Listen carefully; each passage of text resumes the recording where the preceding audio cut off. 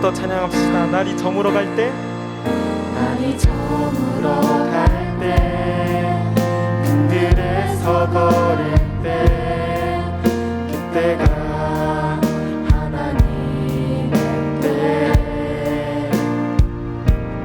내 힘으로 안 될 때, 큰 손으로 걸을 때, 내가 고백해 여호와 이래. 주가 일하시네, 주가 일하시네, 주가 일하시네. 주께 바뀌지 않는 자에게 주가 일하시네, 주가 일하시네, 주가 일하시네.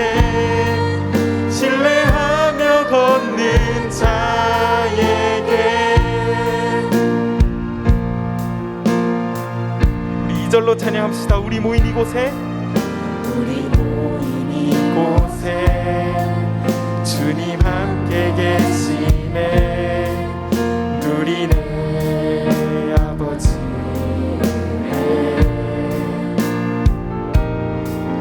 적은 떡과 물고기 내 모든 걸 드릴 때 모두 고백해 여호와. 우리 한 번 더 찬양합시다. 우리 모인 이곳에, 우리 모인 곳에 주님 함께 계시네.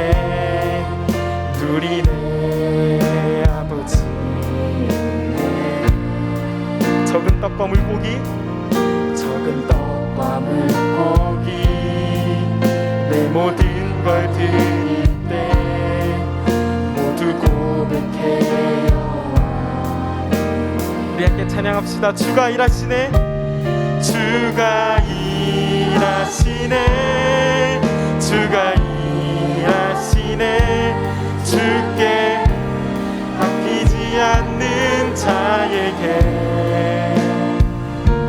주가 일하시네, 주가 일하시네.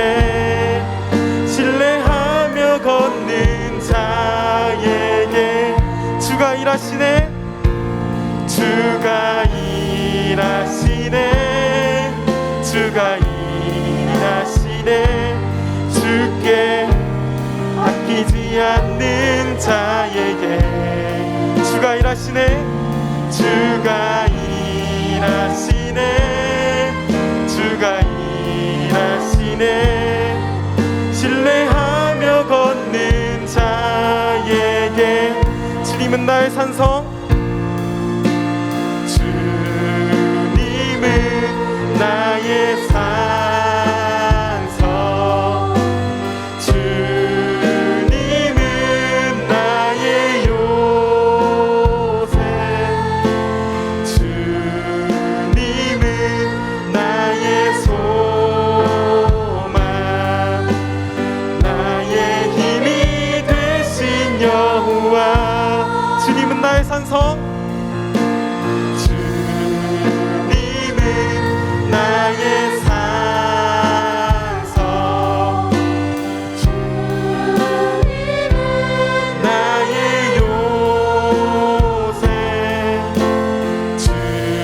주님은 나의 소망, 나의 힘이 되신 여호와. 내 맘이 힘에 겨워, 내 맘에 힘에 겨워 지칠지라도 주님 나를 지켜주시네.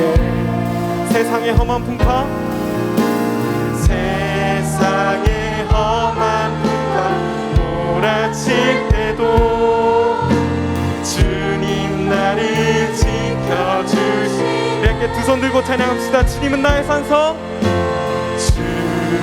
주님은 나의 산성, 주님은 나의 요새, 주님은 나의 소망,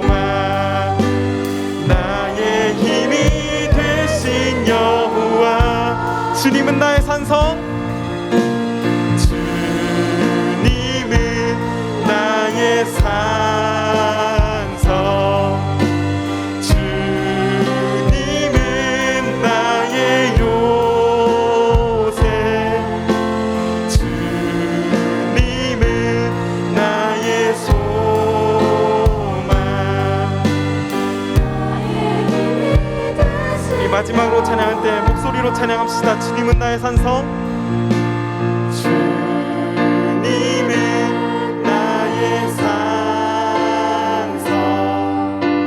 주님은 나의 요새, 주님은 나의 소망,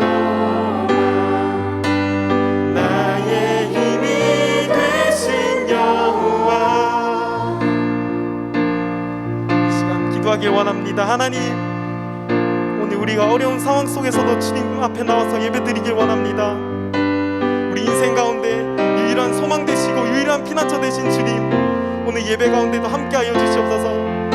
우리가 나아갈 수 있는 곳은 오직 주님 보좌 앞임을 우리가 고백합니다. 오늘 예배 가운데 함께하여 주시고 주님 홀로 영광 받아 주시옵소서. 우리 함께 이 예배를 놔두고 우리 함께 기도하도록 하겠습니다. 기도하시겠습니다. 제가 주님 아버지 감사합니다. 오늘 주님께 예배드리며 나가길 원합니다. 주여 아버지, 어려운 상황 속에서도 주님 한 분만 바라보며 나가길 원합니다. 주여 예배 가운데 함께하여 주시옵소서. 주님 오늘 예배를 받아주시옵소서. 주님 홀로 영광 받아주시옵소서.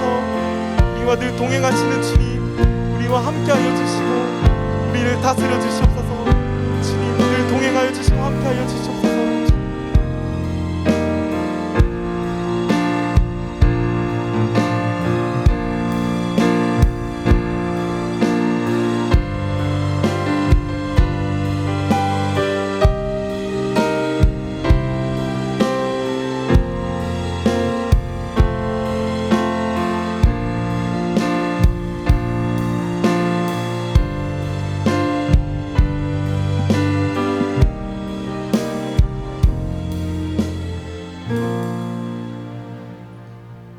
사랑이 많으신 하나님 아버지, 오늘도 교회에 나올 수 있게 해주심에 감사드립니다. 코로나로 인해 중등부에 못 나온 친구들이 많습니다. 하루라도 빨리 현장 예배에 참석하여 예배 드릴 수 있게 해주시고, 제사훈련을 통하여 사회에 있을 때도 믿음을 굳건히 지켜주세요. 오늘 말씀 전하시는 김기훈 전도사님께 은혜 베풀어 주시고, 설교를 통하여 전하시려는 하나님의 뜻이 무엇인지 알게 해주세요. 또 그 말씀을 듣는 저희들도 귀 기울여 집중하게 해주시고, 중등부를 위해 헌신하시는 모든 목사님과 선생님 그리고 임원들에게도 은혜를 베풀어 주세요. 감사합니다. 예수님 이름으로 기도드렸습니다.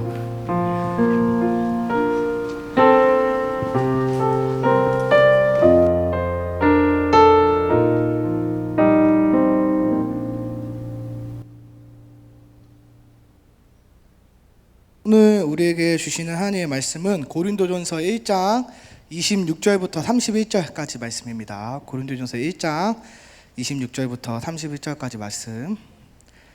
네, 잠시만요. 네. 성경책 가지고 있는 친구들은 성경책을 좀 펴서 같이 봤으면 좋겠어요. 자, 26절 전사 믿고 다음 주에 여러분이 거 마지막에 같이 읽도록 하겠습니다. 26절입니다. 형제들아, 너희를 부르심을 보라. 육체를 따라 지혜 있는 자가 많지 아니하며 능한 자가 많지 아니하며 문벌 좋은 자가 많지 아니하도다.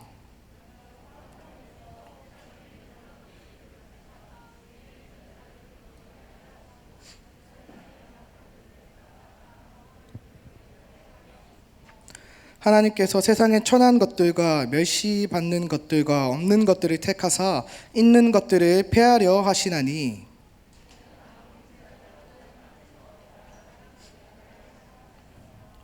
너희는 하나님께로부터 나서 그리스도 예수 안에 있고 예수는 하나님께로부터 나와서 우리에게 지혜와 의로움과 거룩함과 구속함이 되셨으니, 다 같이 기록된 바 자랑하는 자는 주 안에서 자랑하라 함과 같게 하려 함이니라. 아멘. 자, 전생과 같이 고린도전서 말씀을 이제 계속 같이 볼 건데, 혹시 지난 설교 기억하는 친구 있나요? 지난 설교? 자, 고린도 교회의 문제가 뭐였는지 혹시 기억나는 친구 있나요? 네, 그 지금 가까운 거리가 아니어서 말 표현하기 어려울 텐데 아마 다 기억을 할 것 같은데, 자랑이에요, 자랑. 그 자랑을 엄청나게 많이 하는 교회가 고린도 교회였다. 그리고 또 서로 막 편을 갈라요. 야, 나는 이 편, 너는 저 편 해가지고 서로 싸우는 그런 모습들이 고린도 교회에 있었다는 거 뿐만 아니라 어떤 말도 있었냐면, 고린도후서 10장 10절에는 이런 말도 있어요. 어떻게 표현하냐? 바울에 대해서. 바울이 어떤 사람이죠? 고린도 교회를 세우고 또 이렇게 가르치고 교회로서의 모습을 갖추도록 정말 헌신한 사람인데 바울한테 뭐라고 하냐면 이렇게 말하는 거예요. 야, 바울이 그 편지 글 쓴 거 보면은 되게 힘이 있는데 막상 보니까 볼품 없더라. 되게 여러분 배은망덕한 모습이지 않나요? 그러니까 자기 교회를 이렇게 지은, 자기 교회를 세운 그 바울한테마저 평가를 막 해대는 거예요. 저 바울 좀 못생겨가지고 좀 아쉽네, 이런 표현들을 했던 거예요. 왜 이런 말을 하냐? 이게 거짓말이 아니라 진짜 있었던 표현인 게, 당시에는 있잖아요, 전사님이 이렇게 앞에 나와서 설교를 하고 말을 하잖아요. 근데 그 말에 권위가 어딨냐? 그러니까 전사님 말을 믿어야 할 이유가 어딨냐? 정말 수많은 이유가 있겠지만 그 중에 중요한 건 한 가지, 뭐냐? 외모예요, 외모. 그 당시에는 외모가 그 기준에 맞춰지지 않는다? 그럼 저 사람의 말은 좀 믿음만 하지 못하다. 저 사람의 연설, 저 사람의 설교는 좀 들을 그런 가치가 떨어진다. 이렇게 생각했던 게 그 당시 문화였고, 특히 고린도 교회에 심했다는 겁니다. 전사님이 전에 있던 교회에서 이제 중동부 회장이 갑자기 이렇게 저한테 오는 거예요. 와가지고 무슨 얘기를 하냐면 이렇게 얘기합니다. 전사님, 왜 전도사님들 중에는 잘생긴 사람이 없어요? 이런 얘기를 하는 거예요, 조셉 앞에서. 굉장히 조금 화도 나지만 또 중동부 회장이고 하니까 뭐 어떻게 말은 하지 못하고, 그래서 들어봤는데 뭐라고 하냐면 이런 얘기해요. 전도사님이 차은우같이 생겼으면 제가 우리 반 애들 다 전도할 수 있다고. 진짜 전도사님 차은우같이 생겼으면 진짜 내가 애들 복음 전하고 싶은데 안 돼서 너무 아쉽다고 하는 거예요. 그래서 전도사님이 그냥 웃고 있다가 마지막에 무슨 얘기를 했냐면, 너무 잘생기면 하나님 영광 가리는 거야 라고 했어요. 왜 그러냐면, 여러분 실제로 여기 차은우가 있다고 생각을 해봐요. 여러분 말씀 듣겠어요? 절대 안 들어요. 조세현 같아도 못 들을 것 같아요. 근데 아무튼 이런 얘기를 했었는데, 왜 이런 얘기 하냐면, 그 당시에 우리도 동일하지만 외모 지상주의가 생각보다 심했다는 거. 그래서 바울한테 막 대들고, 바울의 외모는 조금 떨어진다, 믿음만 하지 못하다, 이렇게 대드는 교회, 그게 바로 고린도 교회입니다. 근데 바울은 그런 배은망덕한 고린도 교회에게 어떤 말을 하죠? 당장 혼내고 싶지만 첫 번째 뭘 하죠? 칭찬을 하죠. 너희가 지금 모습은 그래도 하나님이 너희 인도하시면 아름답게 변화될 거야 라고 칭찬을 먼저 시작합니다. 그게 지지난주 말씀이에요. 자, 근데 이제 칭찬을 하고 난 다음에 바울이 본론을 이제 시작하는 거예요. 니들이 괜찮아지겠지라고 바울이 말을 끝마치면, 그거는 어떻게 보면 되게 무책임한 거거든요. 실제로 문제가 있으면 때로는 그거를 덮어주고 위로할 필요도 있는데, 거기에 대해 추가적으로 뭘 해야 되냐면 그 문제를 해결할 수 있도록 돕는 것들이 반드시 필요하다는 거예요. 조선님 또 얘기를 하나 꺼내자면, 여러분 그 설이나 추석 때 고향으로 가면, 아버지 고향으로 가면 한 몇 시간쯤 걸려요? 뭐 대충 서울로 간다고 쳐도 요즘 보니까 한 5시간 반이면, 그러니까 명절에도 5시간 반이면 가더라고요. 근데 전사님은 전사님 어릴 때 초등학교 시절에 그 고향이, 아버지 고향이 대전이었거든요. 친가 쪽이 대전이었는데, 전사님 최근에 좀 문제가 생겨서 대전에 갔다 왔어요. 갔다 왔는데 그때 이제 휴게소 들리고, 그때 이제 조카들도 있었거든요. 그러니까 조카들 때문에 휴게소 들리고 놀아주고 다 포함해서 한 3시간 10분 정도 걸렸어요. 굉장히 그렇게 안 먼 거리거든요. 근데 전사님 그때 대전에 갔다가 이제 울산으로 내려오는데 몇 시간이 걸렸냐면 7시간, 8시간이 걸린 거예요. 왜 그랬냐? 저희 이제 전사님 아버지가 내비를 안 보셨거든요. 그때만 해도 거의 한 20년 가까이 전이니까 내비를 안 보시고 가다가 막히면은 지도를 딱 펴세요. 막힌 그 상태 지도를 딱 펴고 이거 보시더니 여기로 가자, 여기로 가요. 갔는데 어디로 갔냐? 울산 이제 경남 쪽인데 이제 경북으로 갔다가 다시 뭐 충북으로 좀 갔다가 다시 울산 내려오고, 이러다 보니까 7시간, 8시간 동안 차를 탄 거예요. 그래서 전사님 뭐가 생겼냐? 종기가 생겨버렸습니다. 여러분 종기가 뭔지 알아요? 그 노란 그 고름이 가득 차면 그 만지면 되게 아프고 그거 진짜 좀 짜증나는 그런 게 있어요. 그 종기가 생겼는데, 종기가 단순히 뭐 다리, 팔 이런 데 생기면 되는데 되게 좀 애매한 부위에 생긴 거예요. 그러니까 일상생활이 너무 어렵죠. 일상생활이 너무 어려워서 그거를 처리해야 되는데, 그 당시에 전사님은 병원을 잘 안 갔거든요. 그러니까 아버지도 병원을 가라고 얘기를 잘 안 하셔가지고, 그래서 어떻게 했냐면 그 이제 상처난 부위에 아버지가 이제 이제 바늘에 라이터 앞에 쫙 해놓고 탁 터트려요. 그래서 이제 휴지로 딱 잡고 그걸로 쫙 까는 거예요. 여러분 어떨 것 같아요? 진짜 죽을 것 같은 거예요. 막 소리 지르고. 저희 집 1층인데 막 소리 지르고 그랬거든요. 근데 이제 그러고 나서 한 이틀 괜찮다가 또 일주일 지나면 또 생기고, 그거를 한 달 하니까 진짜 살기가 싫더라고요. 근데 그러다가 이제 어떻게 됐냐? 결국에 병원을 가게 됐죠. 병원을 가게 됐는데 그 병원에서 어떻게 했냐면 그 상처난 부위를 그 살짝 마취를 한 다음에 칼로 이렇게 찢어요. 칼로 찢고 그 이제 고름을 빼낸 다음에 이 다음에 핵심이야. 그게 뭐냐면 소독솜 있죠. 소독솜을 딱 들고 상처난 부위 그 안에 살갗을 막 이렇게 쑤셔요. 이렇게 엄청 쑤시는 거예요. 전생 어떻게 했어요? 죽는 줄 알았죠. 죽는 줄 알았죠. 근데 진짜 너무 막 내가 왜 종기 걸려서 다음에 절대 할머니 집 안 가야지 막 이러고 있었는데 다음 날에 다 나았어요. 그날 진짜 너무 아팠는데 다음 날에 다 나았어요. 전생님이 이 얘기를 왜 했냐면 어떤 문제가 생겼을 때 때로 여러분에게 위로가 필요한 것도 사실이에요. 근데 위로가 필요하지만 때로는 수술도 필요하다는 거예요. 그래서 여러분이 말씀을 읽을 때 또한 설교를 들을 때 어떻게 들어야 되냐면 어느 날은 하나님께서 여러분을 위로하는 말씀을 주세요. 오늘 내가 너무 힘들고 친구들과의 다툼도 있고 또 가정의 문제도 있고 또 말하지 못한 아픔들, 때로 하나님께 말씀으로 위로를 받아야 되는데 또 어떤 날은 하나님께 수술을 받아야 되는 거예요. 우리에게 뭔가 문제가 있다면 말씀으로 그 살을 찢고 소독솜을 놓고 그 문제들을 해결해야지 그게 끝나게 되는 것입니다. 그런 이해 가운데 우리가 바울의 이 고린도전서 말씀을 좀 봤으면 좋겠어요. 이제 바울은 본격적으로 그들의 아픈 문제점을 찢어내서 문제점을 밝혀서 해결하기 위해서 말을 시작합니다. 자, 그 첫 번째 문제가 무엇이냐? 아까도 말했지만 바울이 섬겼던 이 고린도 교회의 가장 큰 문제는 뭐냐? 자랑인 거예요. 자랑. 오늘 말씀 구절 조금 앞에 보면 어떤 얘기가 있냐면 서로 당파를 지어요. 서로 당파를 지우고 누구는 조준희 목사님파, 누구는 여경고 목사님파, 누구는 전사님파 이렇게 해서 막 싸운 거예요. 근데 여러분 이렇게 편을 갈라서 싸우는 거의 핵심에는 뭐가 있냐면 자랑이 있는데 이게 어떤 자랑이냐? 내가 어떤 사람에게 소속되면, 큰 사람에게 소속되면 나에게도 힘이 생기잖아요. 나에게도 능력이 생기잖아요. 야, 내가 말이야, 내가 조주희 목사님 판데 너 김시원 전사님 너 아무것도 아니다 이렇게 무시할 수 있는 힘이 생기거든요. 그러니까 단파 짓는 거는 결국에는 자랑하기 위해서, 나의 힘을 뽐내기 위해서 만든 거예요. 아마 여러분은 요즘 학교를 안 가서 이런 말들을 잘 못 들어봤을 수도 있는데 조사님 이제 중학교 시절에 진짜 이런 싸움들이 굉장히 많았어요. 뭐냐면 조사님 이제 어떤 중학교를 나왔는데 그 위에 중학교가 하나 또 있어요. 이제 가다가 어깨를 탁 부딪혀요. 그럼 어떻게 할까요? 일단 노래 보겠죠. 노래 보고 네 몇 살인데 한번 물어봐요. 그 동갑이잖아요. 그럼 또 어떻게 하겠어요? 야, 네 그 무슨 중학교에 누구 아나? 이렇게 물어보는 거예요. 안다고 하면은 내가 걔 친구다. 내가 걔 뭐 중마고다 하면서 기선제압을 합니다. 근데 걔가 알고 보니까 그 학교에 되게 잘 나가는 애였고, 그러면 그 친구가 이렇게 어깨빵 받은 그 친구한테 되게 이렇게 굽신굽신 하겠죠. 그러니까 우리가 중학생 시절 할 때도 그런 문제들이 충분히 있었다는 거예요. 나는 어떤 친구 안다. 나는 힘센 친구 누구 아니까 너는 나보다 못한 사람이야. 너 걔 모르지. 너 걔랑 안 친하지. 난 걔랑 친하니까 너보다 뛰어난 존재야. 이렇게 말하는 분위기가 우리 안에도 있었고 당연히 고린도 교회 안에도 있었다는 것입니다. 그 문제, 이 자랑이라는 문제를 놓고 바울이 말을 시작합니다.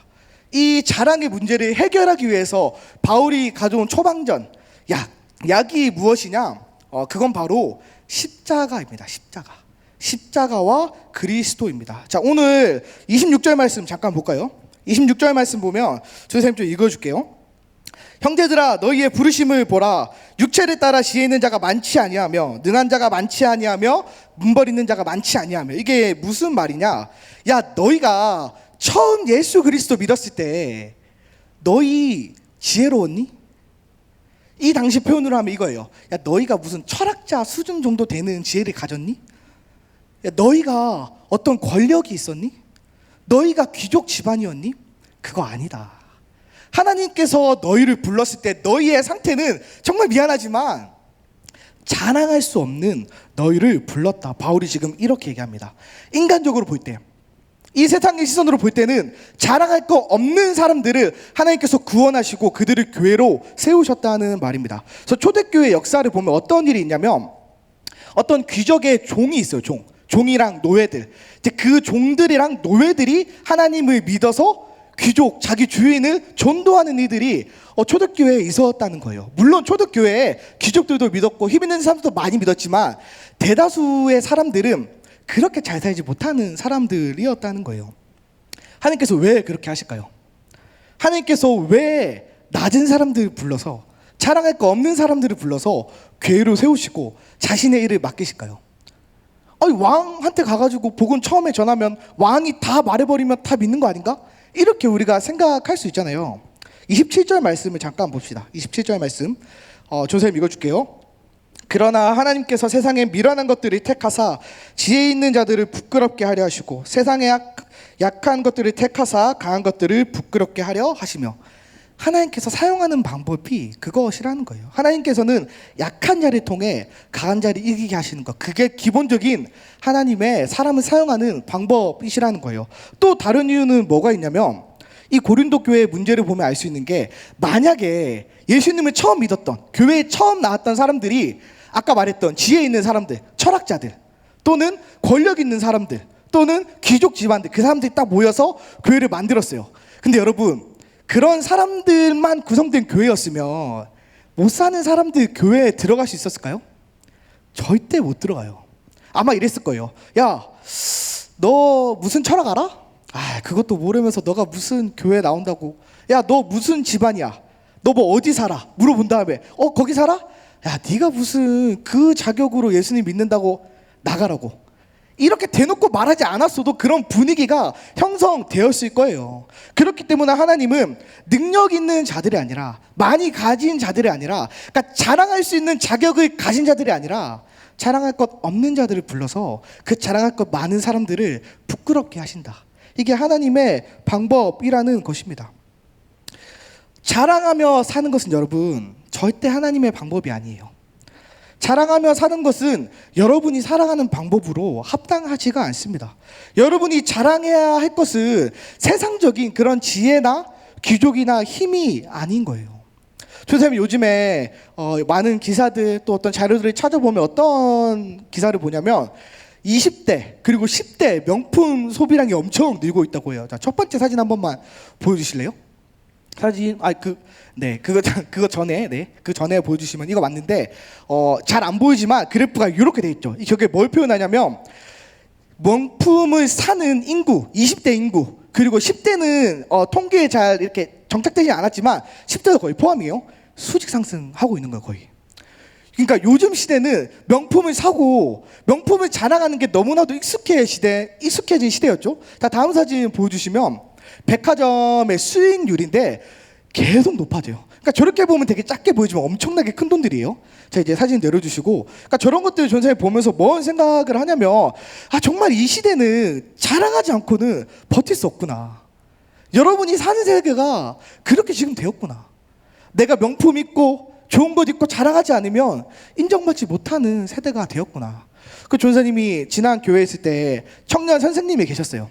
이제 20살 딱 돼가지고 전사님이 딱 보니까 애가 이렇게 교사를 안 시키면 교회 안 나올 것 같은 거야. 그래서 전사님이 일부러 데리고 와가지고 교사도 시키고 예배도 드리게 시켰는데, 그 친구가 주일에 자꾸 예배 시간에 늦게 오는 거예요. 그 전사님 물어봤죠.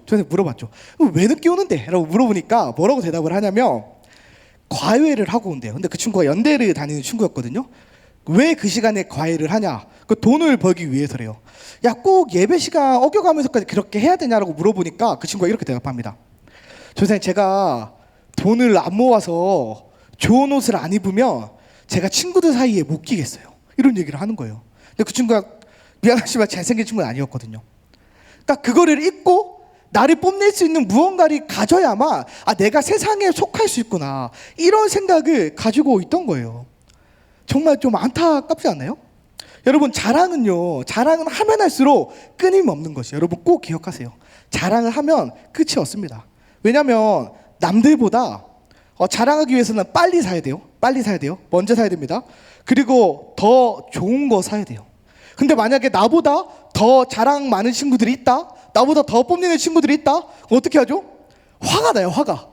무리해서라도 막 사고 싶고, 누가 내 앞에서 뭐 어떤 걸 자랑하면 버틸 수 없고 막 분노가 일어나고, 나도 자랑을 해야 되죠. 그러다 보면 막 싸움도 일어나고, 겉에서 안 싸우지만 뒤에 가서 막 싸우기도 하고. 자, 30절 말씀 볼까요? 30절 말씀. 30절 말씀에 이렇게 얘기합니다. 너희는 하나님께로부터 나서 그리스도 예수 안에 있고 예수는 하나님께로부터 나와서, 여기서부터 중요해요, 우리에게 지혜와 의로움과 거룩함과 구속함이 되셨으니. 그러니까 예수 그리스도를 믿는 여러분에게 하나님께서 주신 것이 무엇이냐? 그리스도를 통해 주신 것이 무엇이냐? 지혜와 의로움과 거룩함과 구속함이거든요. 근데 여러분, 자랑하면서 의롭게 살 수 있어요? 여러분, 자랑하면서 거룩하게 살아갈 수 있을까요? 안 돼요. 안 돼요. 나는 할 수 있겠지, 그런 생각 여러분 미안하지만 품지 마세요. 그게 절대 안 됩니다. 그러니까 자랑하는 인생으로는 절대 거룩하게도 살 수 없고 의롭하게도 살 수 없고, 그게 우리의 인생인 거예요. 그러면 우리가 어떻게 해야 되냐? 왜 세상적인 것들을 자랑하지 말고 다른 것들을 자랑하며 살아야 하냐? 30절 말씀에 아까 말했듯이 예수 그리스도 안에서 여러분에게 무엇이 주어지냐면 지혜와 의로움과 거룩함과 구속함이라 했잖아요. 아까 말했던 의로움과 구속함은 아마 여러분에게 익숙하니까 다음에 좀 다뤄보도록 하고, 먼저 지혜를 조금 다뤄보려고 합니다.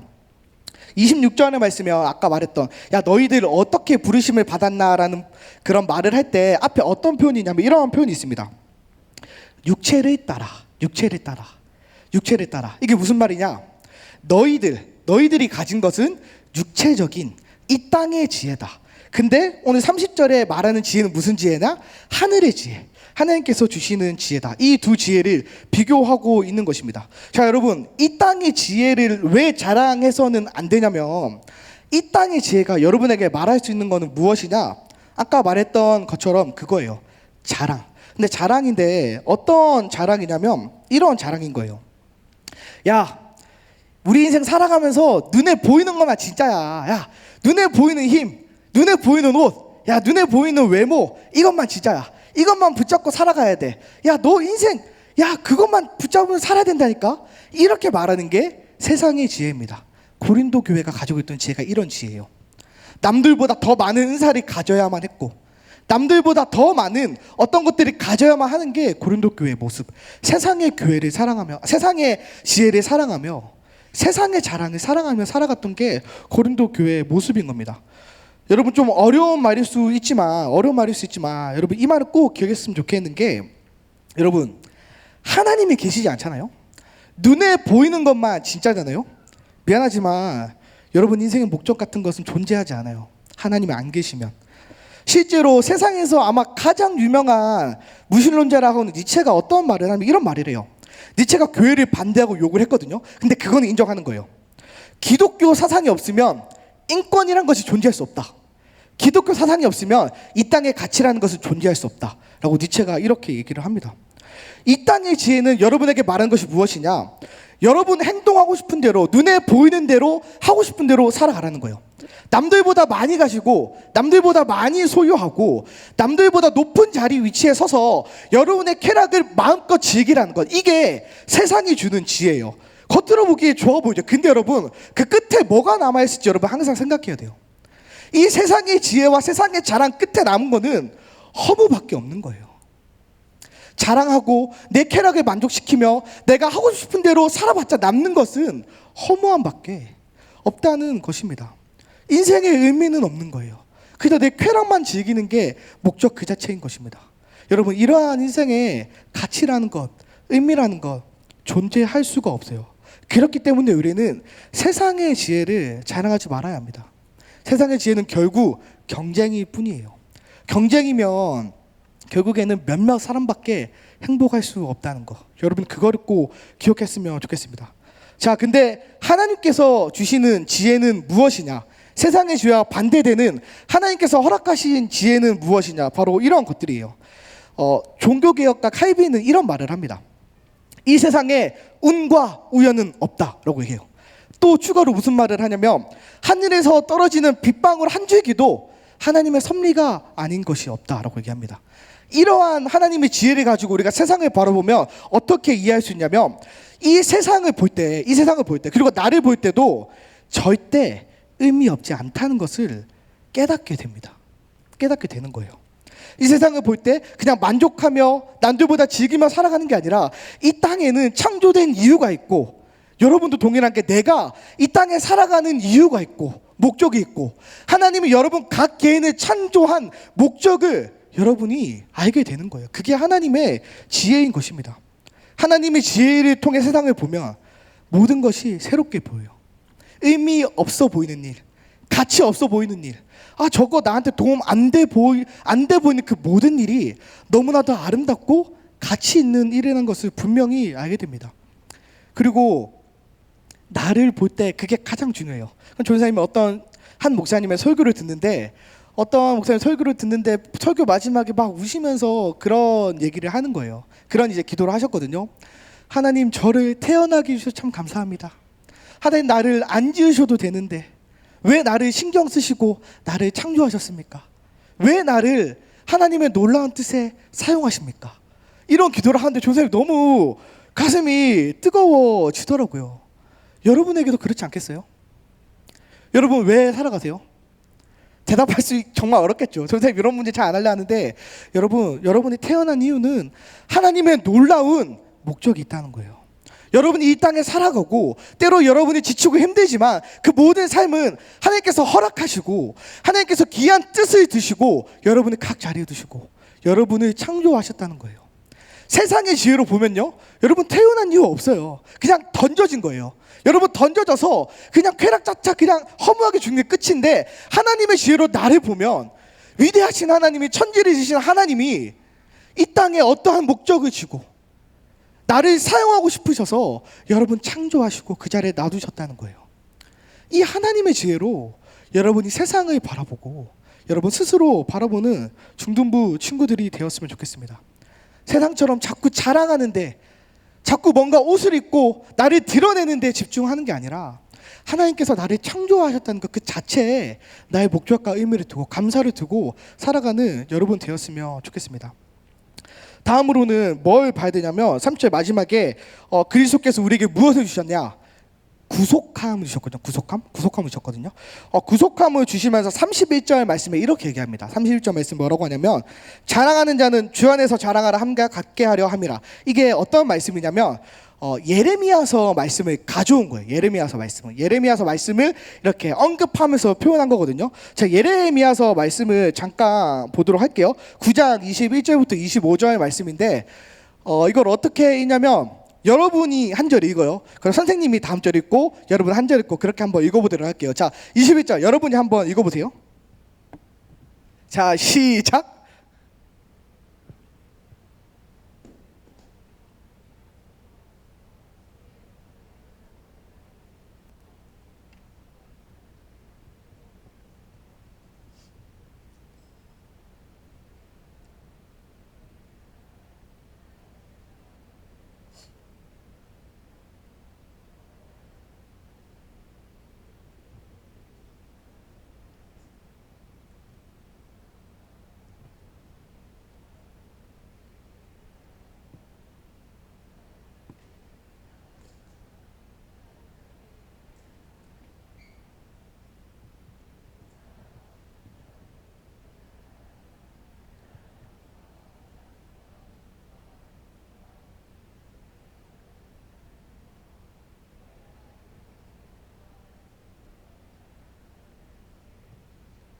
자, 마지막 25절 다 같이 크게 한번 읽어볼까요? 다 같이 시작.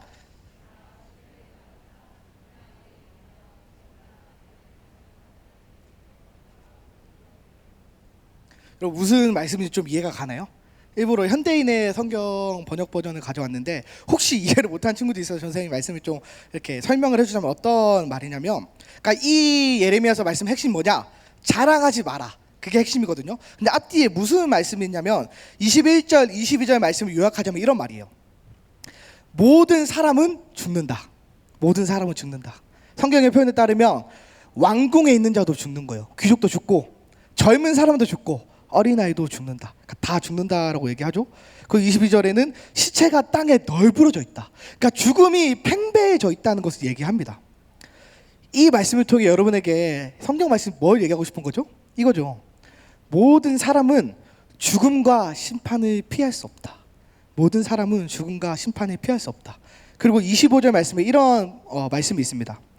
몸에만 할례 받은 자, 마음에 할례받지 못한 자도 다 심판을 받으리라. 이게 무슨 말이냐?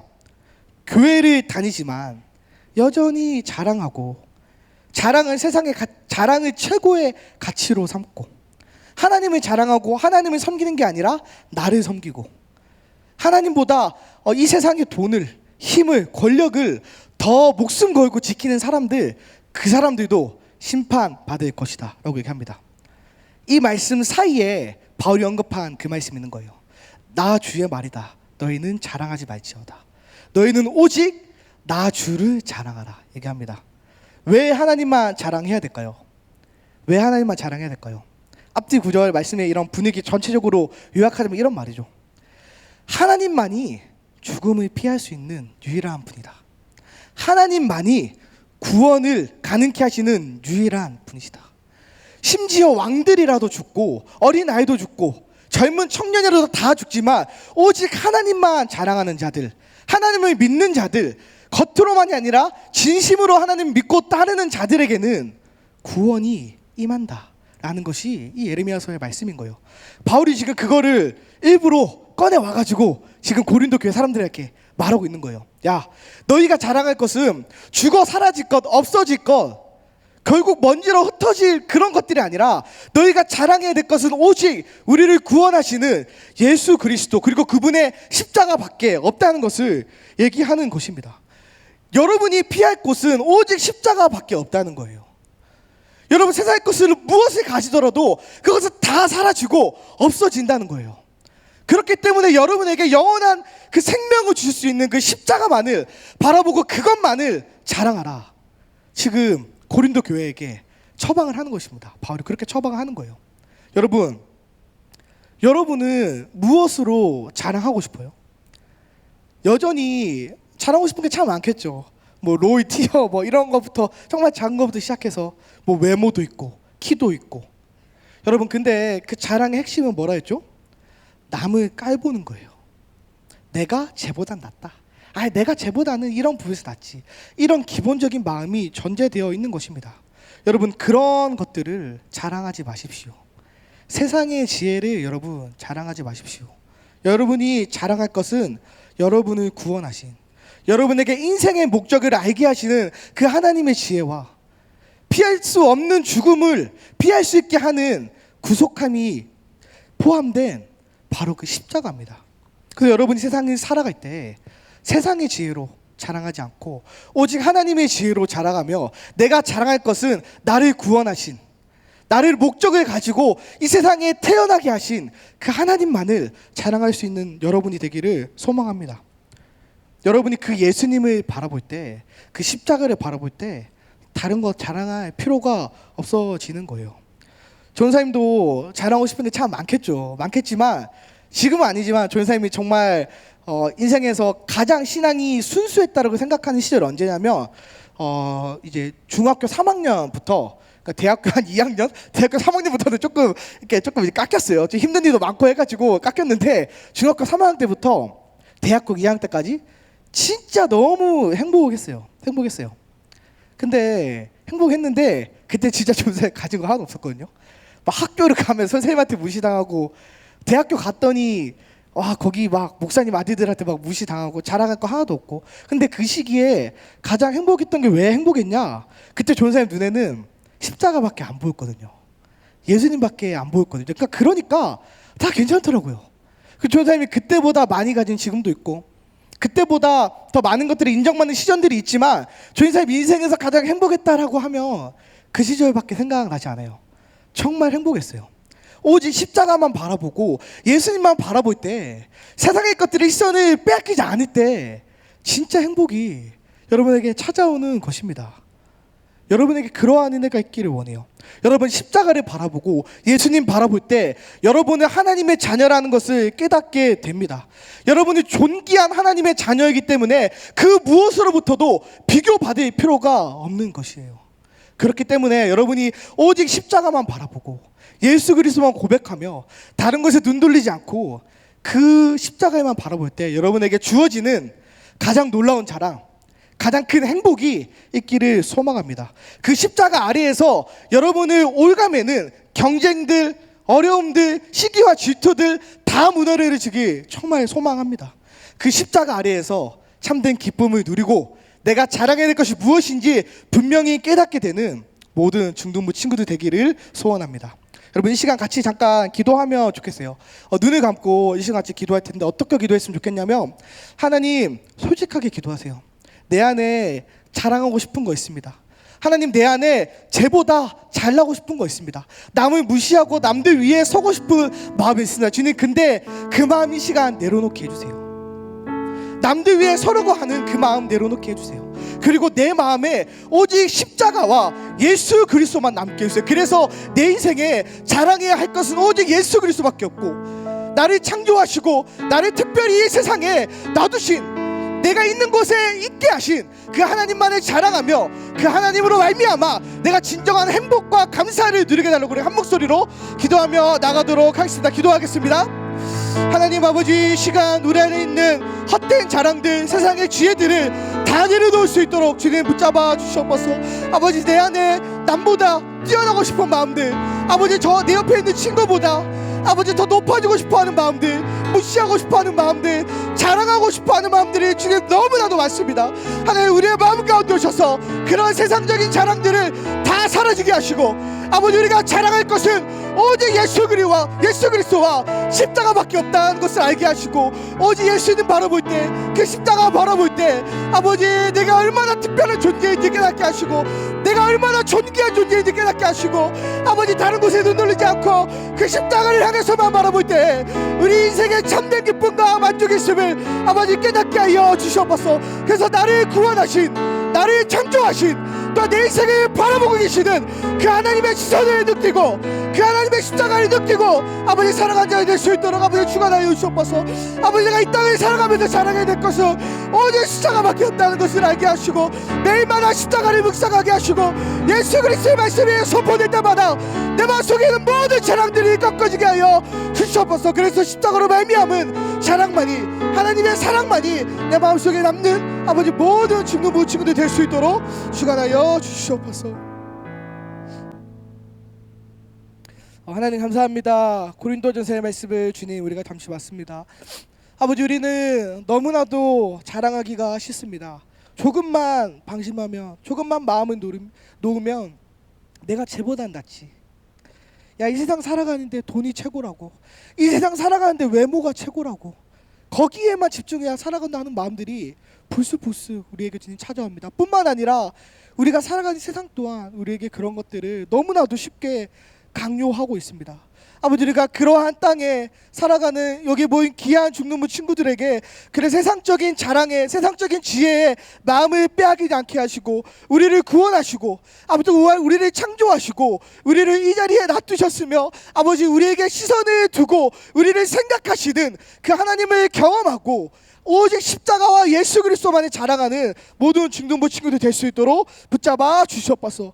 우리의 마음속에 있는 자랑들을 다 꺾어내게 하시고, 나를 구원하신 우리에게 아버지 지혜가 되시고 의로움과 거룩함과 구속함이 되시는 그 예수 그리스도만 자랑하고, 그로 말미암아 만족하고 또한 참된 기쁨과 행복을 찾는 모든 중등부 친구들 되도록 주님 축복하시고 인도하여 주시옵소서.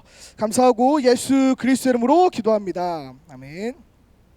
네, 봉헌 드리도록 하겠습니다.